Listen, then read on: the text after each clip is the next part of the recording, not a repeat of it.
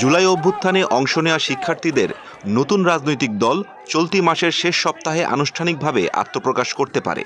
পাশাপাশি নতুন একটি ছাত্র সংগঠনেরও ঘোষণা আসতে পারে।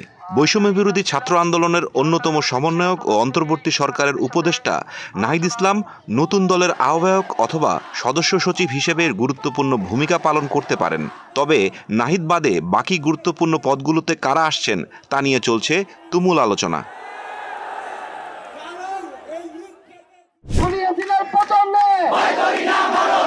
প্রাথমিকভাবে দল এবং ছাত্র সংগঠন তাদের আহ্বায়ক কমিটির দ্রুত ঘোষণা করবে বলে আশা করা হচ্ছে। এতে থাকতে পারে জাতীয় নাগরিক কমিটির আহ্বায়ক নাসির উদ্দিন পাটোয়ারি, সদস্য সচিব আক্তার হোসেন এবং প্রধান সংগঠক সার্জিস আলম। এবং বৈষম্য বিরোধী ছাত্র আন্দোলনের আহ্বায়ক হাসনাত আবদুল্লাহও দলের অন্যান্য গুরুত্বপূর্ণ পদে অংশগ্রহণ করতে পারেন বলে জাতীয় নাগরিক কমিটি ও শিক্ষার্থী সংগঠনের 5 জন নেতা দ্য ডেইলি স্টারকে জানিয়েছেন। নাম প্রকাশ না করার শর্তে জাতীয় নাগরিক কমিটির 2 শীর্ষ নেতা দ্য ডেইলি স্টারকে জানান, এ পর্যন্ত যে ঐক্যমত্য হয়েছে তাতে নাহিদ ইসলাম নতুন দলের আহ্বায়ক হবেন।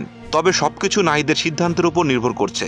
এছাড়া সরকারে থাকা আরও 2 ছাত্র প্রতিনিধি আসিফ মাহমুদ সজীব ভুইয়া এবং মাহফুজ আলম দলে যোগ দিতে পারেন। দ্য ডেইলি স্টারের সঙ্গে আলাপে সদস্য সচিব আক্তার হোসেন বলেন, আমরা একটি মধ্যপন্থী মতাদর্শের দল পরিচালনা করব, না ডানপন্থী না বামপন্থী। আমাদের আদর্শিক কাঠামো একটি মধ্যম অবস্থা থেকে নির্ধারিত হবে।